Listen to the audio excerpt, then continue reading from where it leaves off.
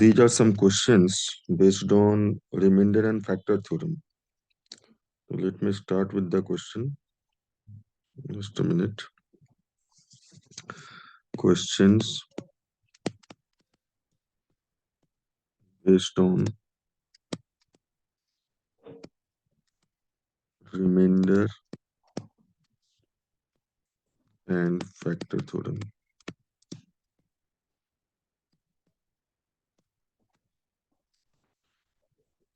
सबसे पहले मैं क्वेश्चन लेता हूँ. So the question is, find the values of P and Q. Find the values of P and Q such that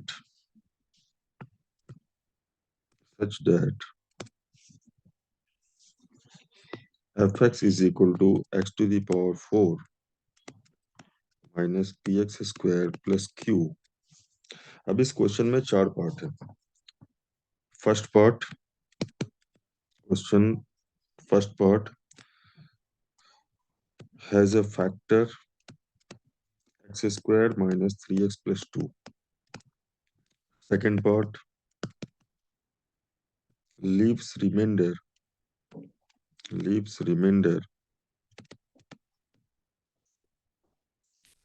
3x plus 4 when divided by question में इसलिए लिख रहा हूं ताकि आप इसको कॉन्सेंट्रेट करके हर एक लाइन हर एक क्वेश्चन के सब पार्ट को पढ़ो, क्योंकि सभी में कोई ना कोई कॉन्सेप्ट है. फर्स्ट पार्ट में भी कॉन्सेप्ट है, सेकंड पार्ट ऑफ क्वेश्चन में भी कॉन्सेप्ट है. Know the third part is fx equal to 0 has 4 roots common with the equation x square minus 3 mod x plus 2 equal to 0. And fourth part fx equal to 0 has 4 consecutive odd integers as its roots. ठीक है, तो अभी हम first question पहले tackle करेंगे. तो find the values of p and q such that ये degree 4 की जो फंक्शन है f x is equal to x power 4 minus p x square plus q, ये डिग्री 4 की जो फंक्शन है, तो फर्स्ट पार्ट ये है कि उसका एक फैक्टर होना चाहिए x square minus 3x plus 2. तो सॉल्यूशन टू फर्स्ट क्वेश्चन,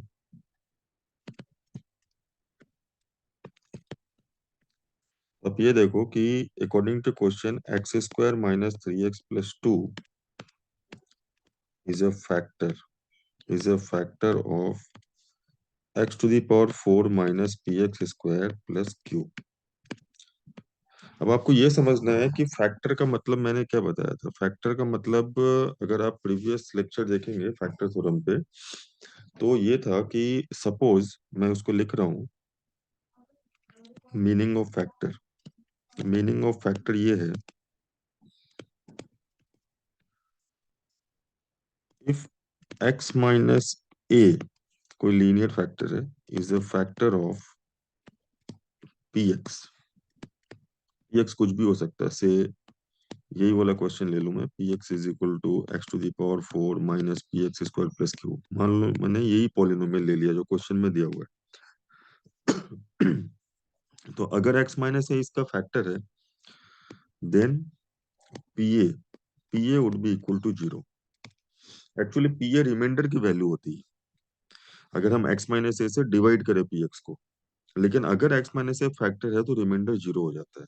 तो आपको ये याद रखना है कि अगर pa इक्वल टू 0 हुआ तो x माइनस ए फैक्टर होगा.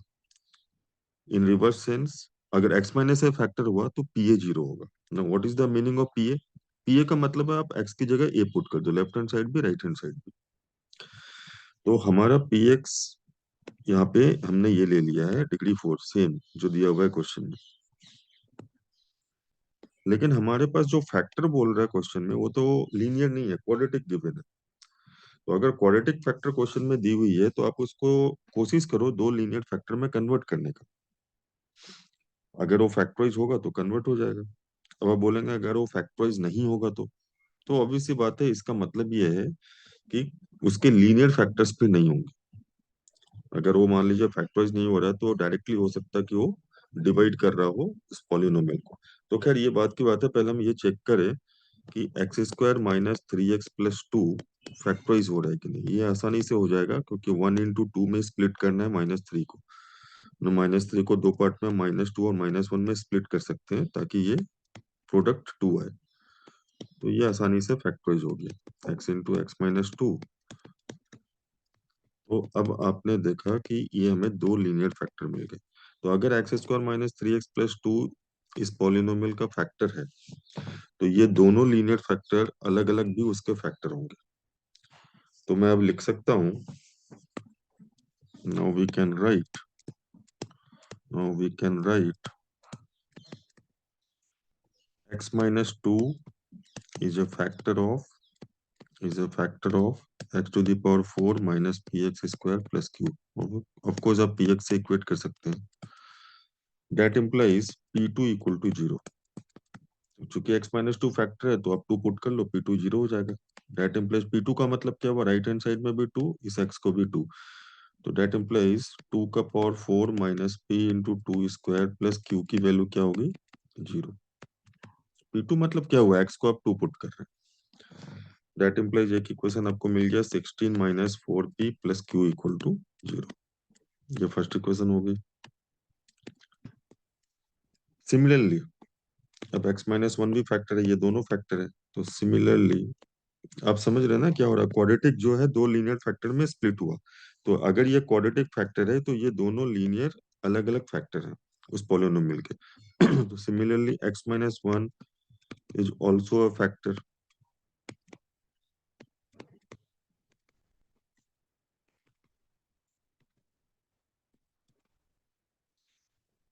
तो फिर हम इसको पुट करेंगे 1 को, तो that implies p1 is equal to 0। तो यहाँ से आएगा 1 का power 4 minus p into one square plus q equal to 0। तो 1 minus p plus q equal to 0। ठीक है, तो अब आपको ये दो इक्वेशंस मिल गए पी और क्यू में। इसको सॉल्व कर लेना है हमें। तो q माइनस 4p, इधर से देखो आप q माइनस 4p आएगा -16, और इधर से देखो q माइनस p आएगा -1। तो सब्ट्रैक्ट करेंगे तो माइनस प्लस प्लस, तो -3p इज इक्वल टू -15। तो p इज इक्वल टू 5, और p 5 है तो जब आप पुट करेंगे तो q आएगा q माइनस 5 इक्वल टू -1। तो q आएगा 4। तो ये फर्स्ट पार्ट का आंसर हो गया। तो आंसर फर्स्ट पार्ट का p equal to 5, q equal to 4। Second part देखते हैं क्वेश्चन का। तो सेकेंड पार्ट में क्वेश्चन है लीव्स रिमाइंडर 3x+4। ये क्वेश्चन है leaves remainder 3x+4 when divided by x square minus 3x+2। तो इसको स्टार्ट करते हैं।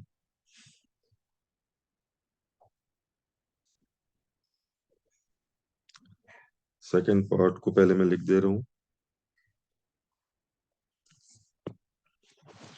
Second part is leaves reminder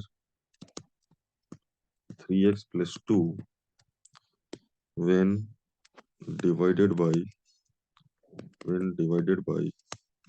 x square minus 3x+2। कौन लीव कर रहा है ये 3x+2 रिमाइंडर, वही पॉलिनोमियल जो पॉलिनोमियल क्वेश्चन में दी हुई है ना। तो पॉलिनोमियल हमारी वही रहेगी, polynomial p x is x to the power 4 minus p x square plus q. अब ये जो पॉलिनोमियल है इसको जब हम इससे एक्स स्क्वायर माइनस 3x+2 से डिवाइड करते हैं तो रिमाइंडर कितनी आ रही है, 3x+2। तो इसमें बिल्कुल बेसिक सा जो अपना कॉन्सेप्ट है ना, डिवाइजर और डिविडेंड और कोसेंट वाला, वही कॉन्सेप्ट से हम सॉल्व करेंगे। इससे हमने डिवाइड करा x⁴ minus p x square plus Q को, कोई कुछ ना कुछ कोसेंट आएगा और रिमाइंडर बच रहा है 3x+2। तो बिल्कुल जो सिंपल सी थ्योरी है अपनी, ये डिवाइजर, ये डिविडेंड, ये कोसेंट, ये रिमाइंडर। तो अपनी जो थ्योरी है, dividend is equal to divisor into quotient plus remainder. हमें इस थ्योरी पे स्टिक करना है। हम यहाँ पे लिखेंगे x⁴ minus p x square plus q is equal to divisor x² minus 3x+2 quotient QX, और रिमाइंडर दी हुई है 3x+2। अब फर्स्ट पार्ट और सेकंड पार्ट में क्या डिफरेंस है आप समझो। फर्स्ट पार्ट में x² माइनस 3x+2 उसको कंप्लीटली डिवाइड करा था px को, क्योंकि वो उसका फैक्टर था।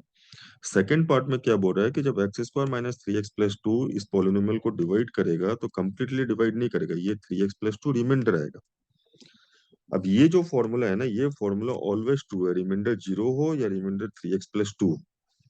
अगर रिमाइंडर 0 होता तो ये फैक्टर बन जाता x² माइनस 3x+2। अब देखो इसमें हमें क्या करना है कि x⁴ minus p x square plus q, ये क्वाड्रेटिक को हमने दो फैक्टर में कन्वर्ट करा था ना मल्टीप्लीकेशन में, वैसा लिख लेंगे तो आसानी हो जाएगी। क्यों आसानी हो जाएगी? फिर से काम वही करेंगे हम, एक बार x को 1 पुट करेंगे, एक बार x को 2 पुट करेंगे। क्यों? जैसे ही हम x को 1 पुट करेंगे ना, ये वाला पार्ट 0 हो जाएगा, तो हमें आसानी हो जाएगी, QX का कोई रोल नहीं रहेगा, फिर P और Q में एक इक्वेशन मिल जाएगी आपको। फिर सिमिलरली जब आप x को 2 पुट करेंगे, फिर ये QX वाला पार्ट का कोई इफेक्ट नहीं होगा, ये पार्ट पूरा 0 हो जाएगा। तो आपको फिर से P और Q में एक इक्वेशन मिलेगा, क्योंकि आप जो भी पुट कर रहे हैं 1 या 2, आप लेफ्ट साइड भी पुट कर रहे हो और राइट साइड भी। तो पुट x=1 बोथ साइड्स। तो जब हमने x=1 बोथ साइड्स पुट करा तो 1 का power 4 p into 1² plus q is equal to 0 plus 3 into 1 plus 2। 1 minus p plus q is equal to 5। तो that implies q minus p is equal to 4। उसी तरीके से जब हम x को 2 पुट करेंगे,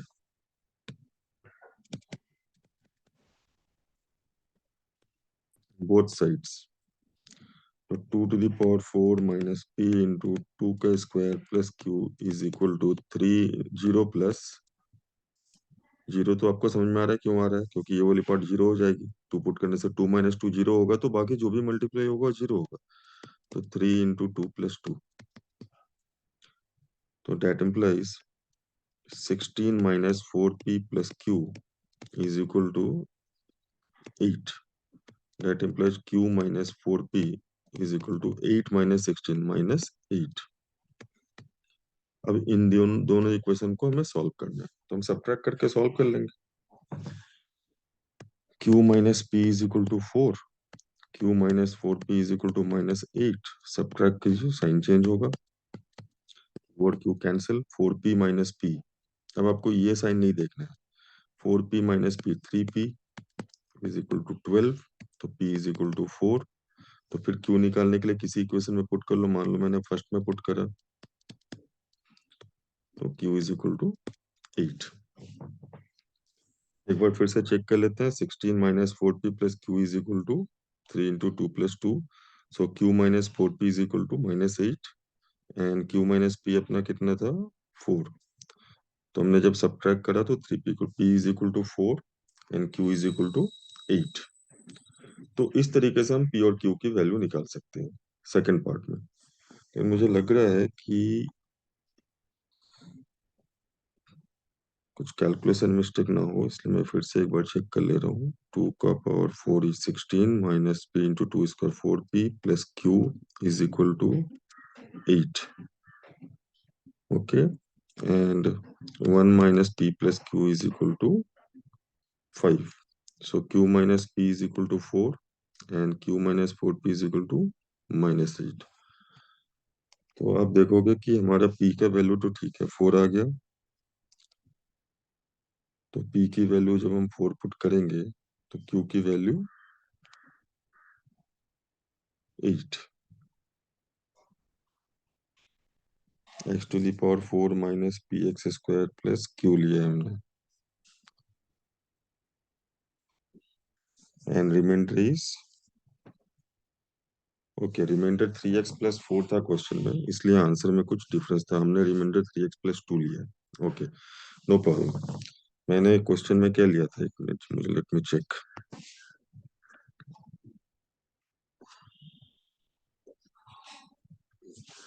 ओके, क्वेश्चन में रिमाइंडर 3x+4 था, बट बाई मिस्टेक मैंने रिमाइंडर 3x+2 लिया, इसलिए आंसर में डिफरेंस आ रहा था, बट नो प्रॉब्लम, आप 3x+2 से ही समझ लो। और ये जो p और q की वैल्यू है, ये 4 एंड 8 आएगी, तो सेकंड पार्ट का जो आंसर है, p is equal to 4 and q is equal to 8। ठीक है, तो फिर से मैं एक बार इसको आपको रिवाइज करा दे रहा हूँ इस क्वेश्चन को, क्योंकि क्वेश्चन में रिमाइंडर 3x+4 था, हमने रिमाइंडर 3x+2 लिया, उससे कोई फर्क नहीं पड़ता है, आपका पी और क्यू उसके अकॉर्डिंग आएगा।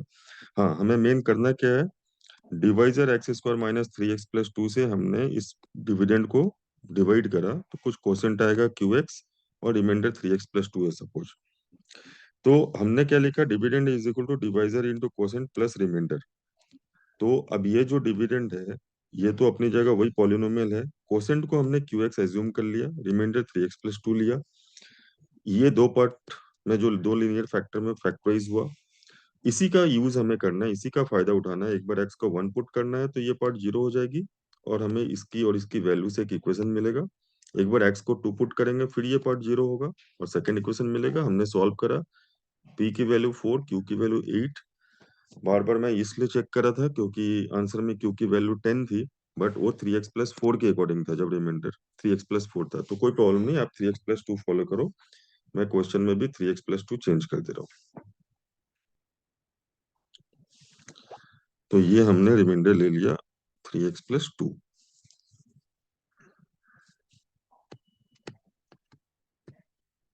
ठीक है, अब थर्ड क्वेश्चन करते हैं।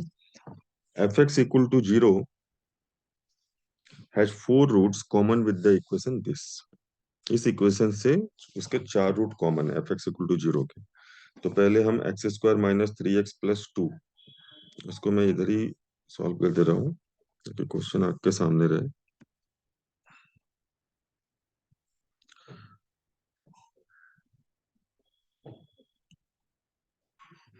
तो अब देखो आप कि हमारा पी एक्स क्या है, ये एफ एक्स क्या है, जो क्वेश्चन में एफ एक्स है। एफ एक्स इक्वल टू 0 का मतलब है, थर्ड पार्ट को सॉल्व कर रहा हूँ मैं, x to the power 4 minus p x square plus q equal to 0। According to question इसके 4 रूट्स हैं जो कॉमन है, 4 roots common with x square minus 3 mod x plus 2 equal to 0।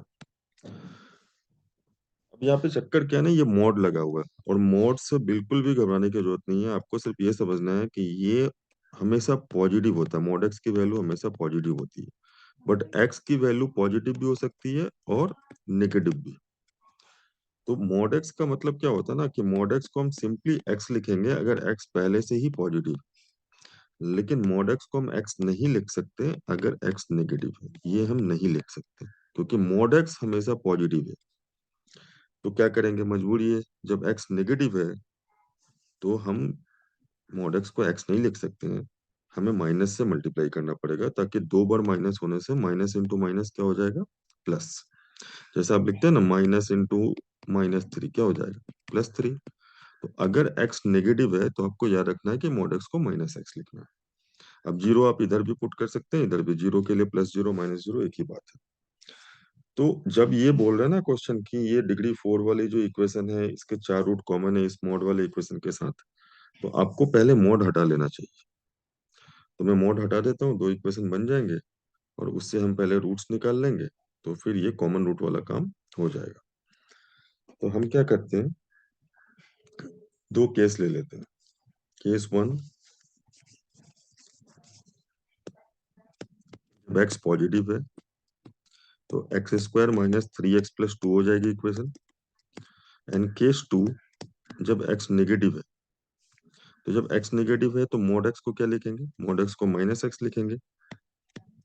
तो x square minus 3 into minus x plus 2 equal to 0। तो अब equation change हो गई, x square plus 3x plus 2। अब क्वाड्रेटिक को तो आपको सॉल्व करना आता है, जब आप इसके रूट्स निकालेंगे रूट वाले फॉर्मूले से, तो रूट का फॉर्मूला है ना, उससे निकालिए, फैक्टराइज करके निकालिए। तो इसके रूट्स आएंगे अल्फा बीटा 1 और 2, और जब इसको आप फैक्टराइज करेंगे तो इसके रूट्स आएंगे -1 -2। अब देखो, जब भी रूट आएगा ना तो आपको कंडीशन से मैच कराना पड़ेगा। कंडीशन मतलब जो आपने एक्स के ऊपर कंडीशन लिया है।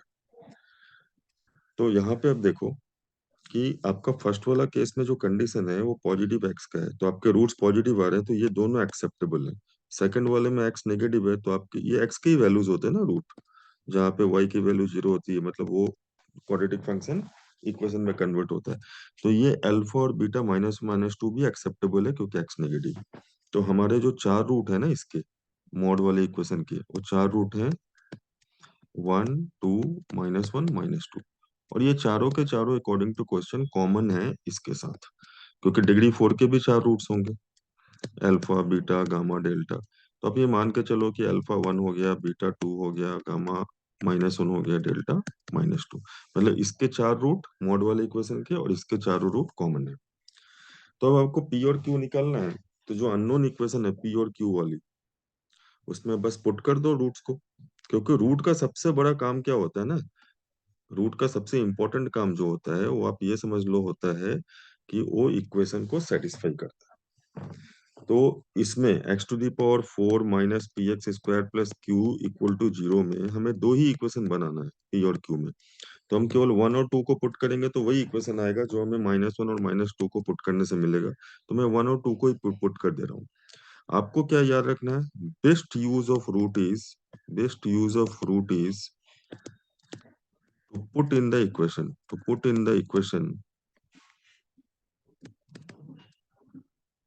since it will become 0।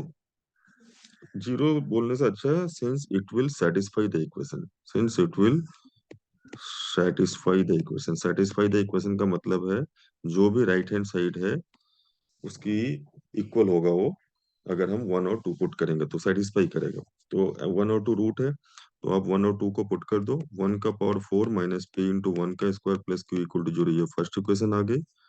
और 2 का power 4 minus p into 2 square plus q equal to 0, ये सेकंड इक्वेशन आ गई।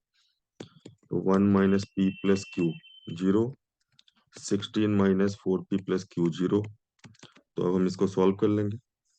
तो q minus p is equal to -1, q minus 4p is equal to -16। तो सब्ट्रैक्ट करा तो ये क्यू क्यू कैंसिल हो गया, 3p इज इक्वल टू 15। तो p की वैल्यू 5। और जब हम p को पुट करेंगे, मान लीजिए फर्स्ट वाले में पुट कर लिया, तो 1 - 5 - 4 प्लस क्यू इक्वल टू 0। तो q की वैल्यू 4। इसकी आंसर हो गई थर्ड वाले पार्ट की, p की वैल्यू 5, q की वैल्यू 4। अब लास्ट वाला जो पार्ट है वो है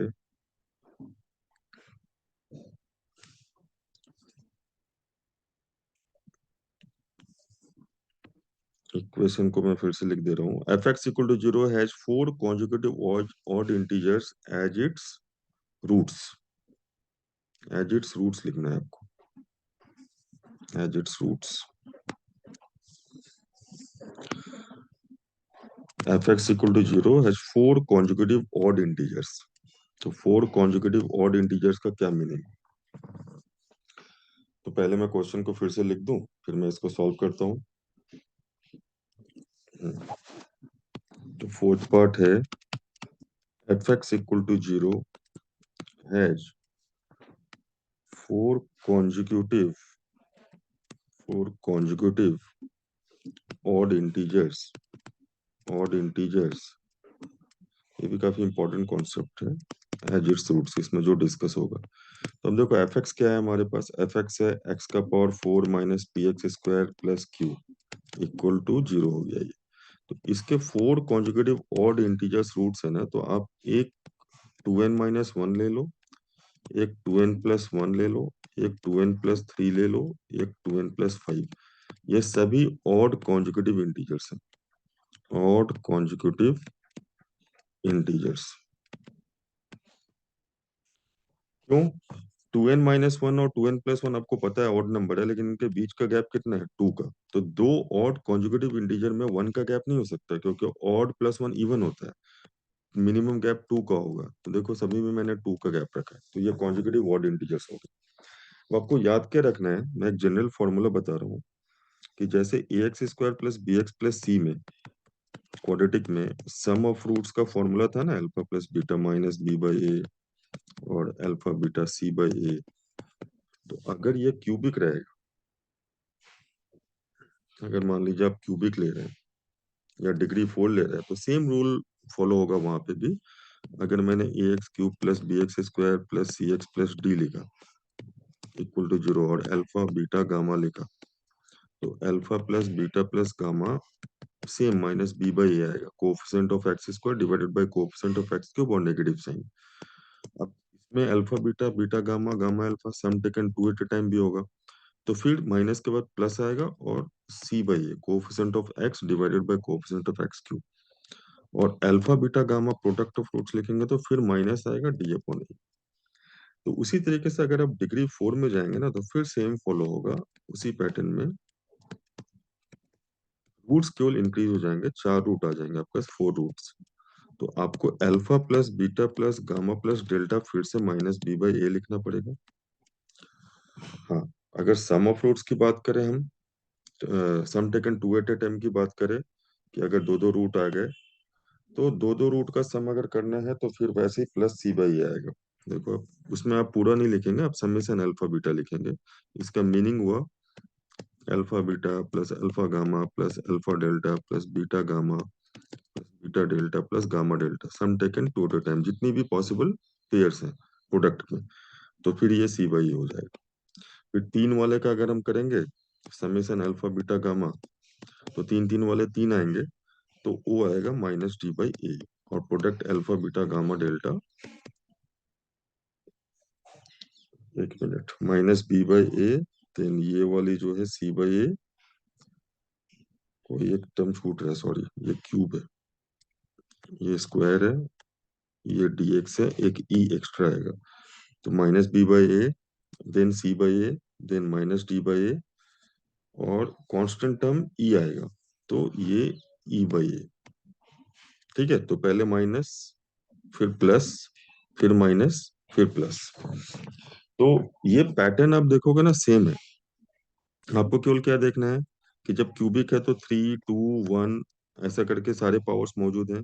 डिग्री 4 है तो A X power 4 plus B X cube plus C X square plus D X plus C. अब क्वेश्चन में मान लो क्यूब वाला टर्म नहीं है, तो आपको बी की वैल्यू 0 ले लेनी है। अगर कोई पावर नहीं है मतलब उसका कोएफिशिएंट 0 है। तो इस क्वेश्चन में काफी आसानी से रूट्स निकल जाएंगे। आप क्या करो, ये अल्फा ले लो, इसको बीटा, इसको गामा, इसको डेल्टा, तो सम ऑफ रूट्स जो है 2n-1 plus 2n+1 plus 2n+3 plus 2n+5। अभी आपने देखा सम ऑफ रूट्स का फॉर्मूला वही रहेगा माइनस बी अपॉन ए, लेकिन हमारी इक्वेशन क्या है, एक्स का पावर 4, क्यूब वाला टर्म नहीं है तो 0 ले लेंगे, 0 × x³ minus p x square plus q equal to 0। तो ये माइनस बी बाई जब करेंगे तो माइनस 0/1 आएगा, एक्स का पावर 4 का कोएफिशिएंट 1 है। तो अब यहाँ से आप देखो आपकी n की वैल्यू निकल जाएगी, 2n 4 टाइम्स है 8n, और -1 और +1 कैंसिल हो गए, +3 +5 +8 इज इक्वल टू 0। तो n की वैल्यू -1 आ गई। तो रूट्स क्या हो जाएंगे, अल्फा की वैल्यू -3, बीटा की वैल्यू -1, गामा की वैल्यू 1, और डेल्टा की वैल्यू 3। तो ये रूट्स हो गए, रूट्स ऑफ, हमारे रूट्स निकल कर आ गए इसके। तो अब पी और क्यू में इक्वेशन निकालनी है हमें, और पी और क्यू की वैल्यू निकल जाएगी, तो आप 1 और 3 पुट कर लो, -3 -1 भी पुट करोगे तो सेम ही पी और क्यू की इक्वेशन आएंगे। तो 1 और 3 पुट करेंगे तो 1 minus p plus q equal to 0, और 3 पुट करेंगे तो 81 minus 9p plus q equal to 0। यहाँ पे मैं सब्ट्रैक्ट कर दे रहा हूँ, minus plus minus q cancel, तो -80 प्लस 8p इक्वल टू 0।